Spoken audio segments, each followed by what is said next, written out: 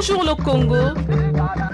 L'actualité du Congo par des journalistes correspondants à travers le pays.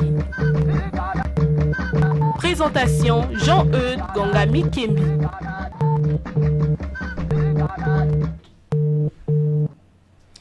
Mesdames et messieurs, bonjour et bienvenue dans ce magazine. C'est un grand plaisir que toute l'équipe a pour vous retrouver pour ce nouveau numéro de Bonjour le Congo. C'est parti pour les informations des villes et départements du pays grâce à notre réseau de correspondants. Des correspondants dans les voix portes à travers le monde via notre site internet au www.groupecongomedia.com. Dans cette émission, direction les départements de la Bwenza et du Poul.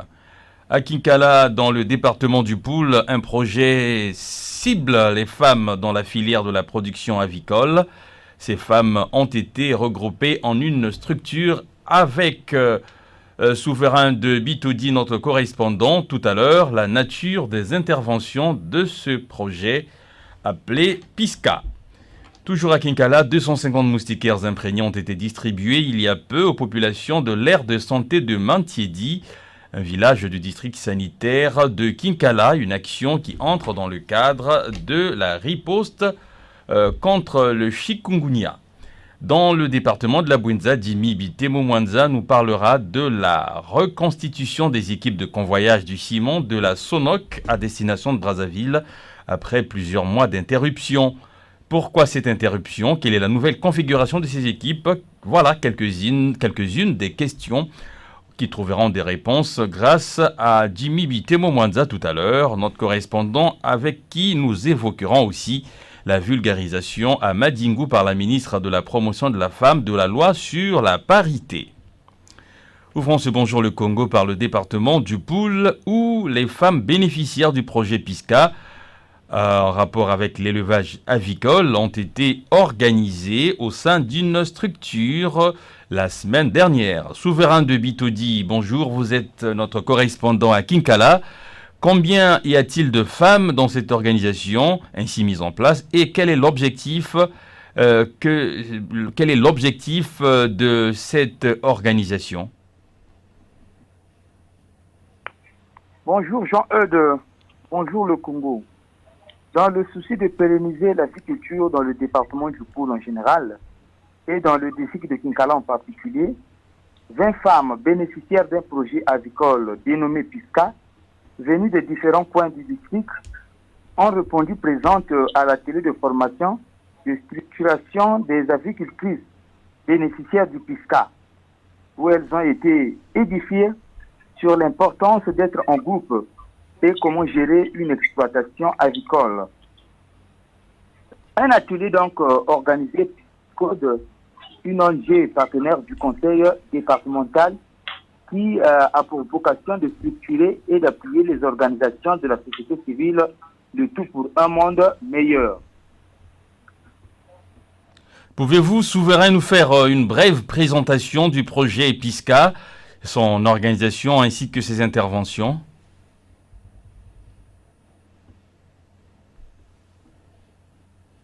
Le projet PISCA, Jean-Eudes, est un projet qui appuie les structures appelées fermes pilotes qui sont organisées. Donc, les structures complètes, notamment là où on trouve une unité de fabrication d'aliments de bétail, un centre de formation, des bâtiments d'élevage, avicoles, porcins, donc des fermes qui ont pour mission d'assurer le relais sur le terrain. Donc, PISCA est un projet acquis par l'une des fermes pilotes du Poul, dénommé Groupement Agro-Pastoral de Mindouli, demandeur du financement avec cofinancement de l'Union européenne, exécuté par l'ONG Chisco de Poul, qui est donc l'ONG partenaire du conseil départemental, pour appuyer 80 femmes en aviculture dans 4 districts les plus touchés par le conflit dans le département du Poul, à savoir Kinkala, Mindouli, Kindamba et Vinda, soit 20 femmes par district. Il conviendrait donc de signaler aussi, Jean-Eudes, que ces 80 femmes bénéficiaires du projet PISCA au Poul ont été sélectionnées par un certain nombre de critères mis en place par le projet. On sait, Souverain, que l'aviculture n'est pas habituellement l'apanage des femmes. Alors, on est curieux de savoir pourquoi ce clin d'œil justement aux femmes.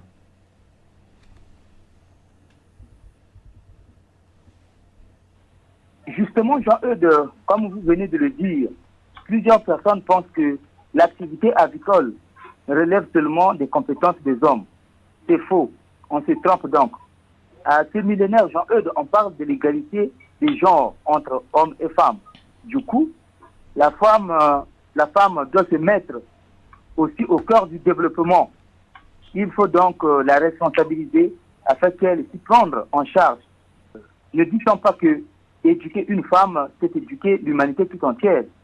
Donc, ce projet s'inscrit dans le programme d'appui aux femmes victimes du pool. Donc, dans ce projet, le clin d'œil aux femmes, c'est une détermination. Donc, détermine l'égalité, l'importance que les autorités, les ONG internationales ou nationales, accordent aux femmes, puisqu'elles sont les premières victimes lors des conflits. Qu'est-ce que ce projet a consenti comme appui aux avicultrices?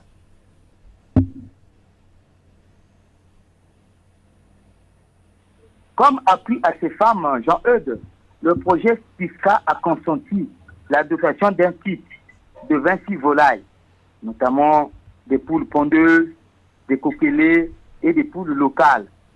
Des 2 mangeoires par personne, 2 abreuvoirs et un kit d'aliments composé de 80 kilos d'aliments par femme.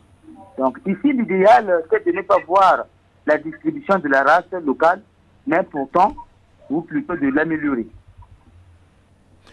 Merci Souverain pour tous ces détails. Depuis la ville de Kinkala, nous reviendrons vers vous tout à l'heure pour un deuxième sujet. Le temps de prendre Dimi Bitemo Mwanza qui est en ligne avec nous depuis la ville de Loutete dans le département de la Bouenza. Alors Dimi, bonjour. Après une période d'interruption, la société Sonoc venait de procéder à la reconstitution des équipes de convoyage de son ciment à destination de Brazzaville. Alors, dites-nous pourquoi avoir reconstitué les équipes de convoyage et quelles sont leurs missions? Bonjour chers auditeurs, bonjour le Congo, bonjour à tous les correspondants de l'émission Bonjour le Congo. Depuis l'arrêt du trafic ferroviaire suite aux événements du pool, la Société Nouvelle de Ciment du Congo, en sigle Sonoc, avait interrompu le convoyage du ciment à destination de Brazzaville. Et pour pallier à cette difficulté, la Sonoc était obligée d'assurer le transport du ciment par véhicule.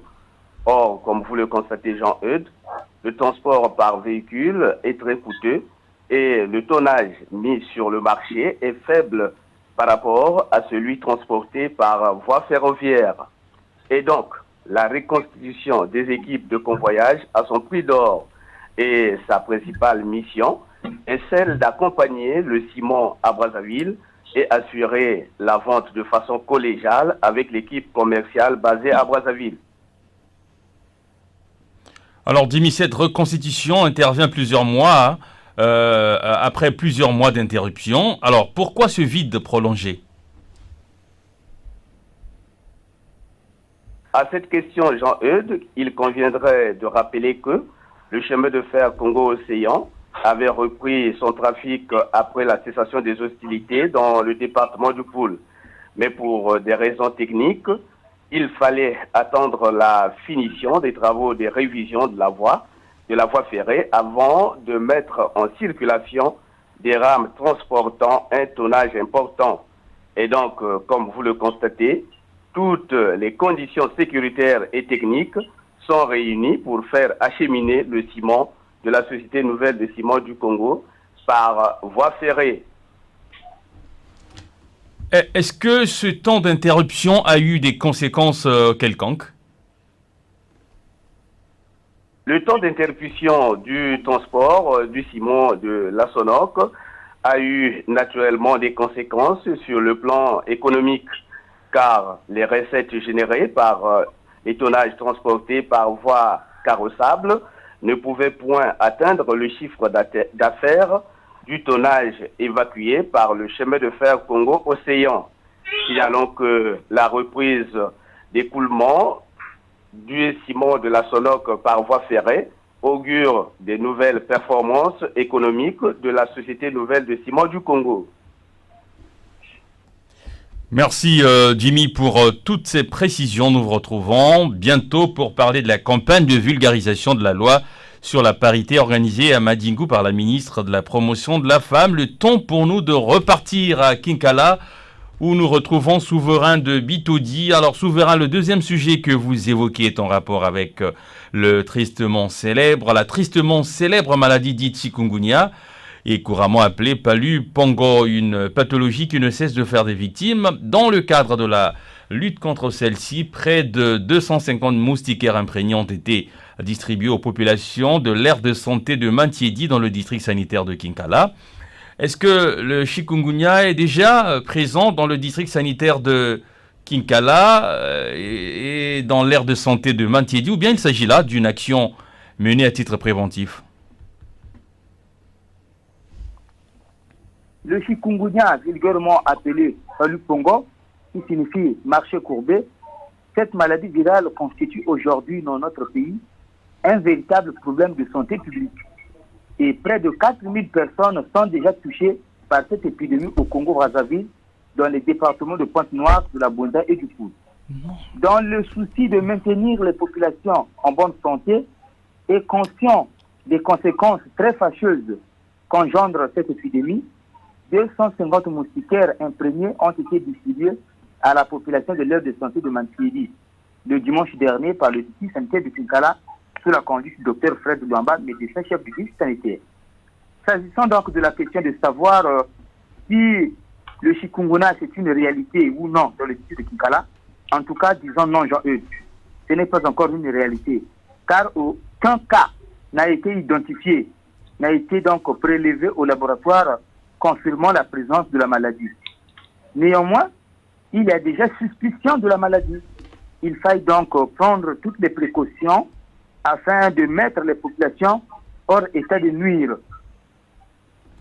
Donc la distribution de ces moustiquaires est à titre préventif. Ne dit-on pas que mieux vaut prévenir que guérir? En dehors de cette action de remise de moustiquaires, est-ce qu'il y a eu d'autres actions qui ont été menées dans le cadre de la lutte contre le chikungunya? Évidemment, Jean-Eudes, en dehors de cette remise de moustiquaires, d'autres actions sont déjà posées et d'autres sont en cours. C'est dans le cadre de la lutte contre le chikungunya. Il s'agit donc de la remise des médicaments et d'autres produits médicaux à la direction départementale de la santé du Poul par le directeur de cabinet du ministre de la Santé et de la Population lors des journées paramédicales tenues récemment à Kinkala, et la formation des agents de santé, les responsables des centres de santé intégrés et les membres du comité de santé sur l'utilisation de la moustiquaire imprégnée. Enfin, Jean-Eudes, le chikungunya, cette maladie qui manifeste les mêmes signes que le palu ordinaire, frappe déjà les portes de nos villes, villages et foyers. Il reste donc aux populations d'observer les mesures préventives, car la communauté urbaine de Minduli a été déjà frappée par cette épidémie de chikungunya dans le département du Poul. Merci Souverain pour vos deux interventions depuis la ville de Kinkala dans le département du Poul. Kinkala, où vous travaillez, je le rappelle, pour la radio communautaire de la localité, diffuseur de ce programme Bonjour le Congo.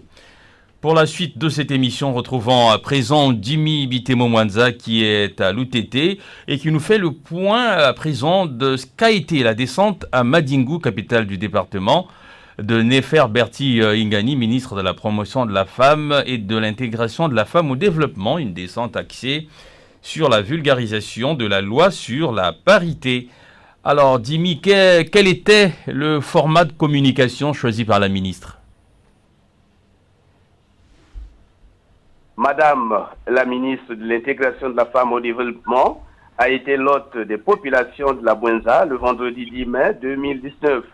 Nefer Ingani est arrivé dans la capitale du département pour faire la promotion de la loi qui garantit la parité entre l'homme et la femme. En effet, dans la salle de conférence du conseil départemental de la Bouenza, la ministre de la promotion de la femme a situé l'auditoire sur l'engagement du gouvernement qui voudra mettre au pied d'égalité l'homme et la femme sur le plan administratif et l'équité au niveau de toutes les institutions de la République. Certes, quelques progrès ont été enregistrés, mais beaucoup reste encore à faire, a déclaré Madame Nefer Ingani. Alors, quelle était la cible de la communication? Est-ce que c'était juste les femmes ou bien il y avait aussi la présence des autorités locales? La cible principale de la communication de Madame la ministre Nefer Ingani est bien entendu les femmes venues très nombreuses et la présence très remarquable également des autorités préfectorales et sous-préfectorales qui n'ont pas voulu manquer l'événement. Signalons, Jean-Eudes, que les femmes sont montées au créneau en posant toutes les questions visant à éclairer les zones d'ombre sur les questions de la parité entre l'homme et la femme. Au-delà, Madame Nefer Ingani a répondu à toutes les questions tout en rassurant l'auditoire que les textes complémentaires sont sur la table de rédaction pour compléter et accompagner la loi sur la parité au Congo. Venons-en à présent, Dimi, compte tenu du message de la ministre et à quelques repères sur cette loi sur la parité. Que dit-elle? Sur cette question, Jean-Eudes, Madame la ministre Nefer Ingani a tout d'abord relevé la faible représentativité des femmes dans les administrations et les institutions de la République. Or, la nouvelle loi vient combler le déséquilibre paritaire longtemps observé au niveau de tous les secteurs socio-économiques et politiques de notre pays, le Congo. Enfin, dans son répertoire, Madame la ministre de l'Intégration de la femme au développement a présenté les taux très faibles des femmes qui occupent les fonctions de sous-préfet, maire, préfet, directrices généraux, députés, conseillers, sénatrices et membres du gouvernement. Nous vous disons grand merci, Dimi, pour votre participation et vos contributions. Je rappelle que vous êtes journaliste à la radio rurale de l'UTT, diffuseur de ce magazine qui s'achève ici et qui a été réalisé par Dubrin Brunel, webmaster Poncien Kayagoma. Vous pouvez écouter ce programme en podcast sur notre site www.groupecongomedia.com, média avec un S, dans la rubrique productions audio-visuelles, en cliquant sur le visuel Bonjour le Congo. Si vous souhaitez contacter notre service de production, un numéro de téléphone et WhatsApp, le 06 512 54 97, précédé du 00 242. Si vous êtes hors du Congo, une boîte mail, bonjour le Congo, tout attaché, @gmail.com. Merci à vous tous qui nous écoutez sur l'ensemble des radios partenaires à travers le Congo. Au revoir et à très bientôt. C'était Bonjour le Congo. L'actualité du Congo par des journalistes correspondants à travers le pays. Présentation Jean-Eudes Gangami Kimbi.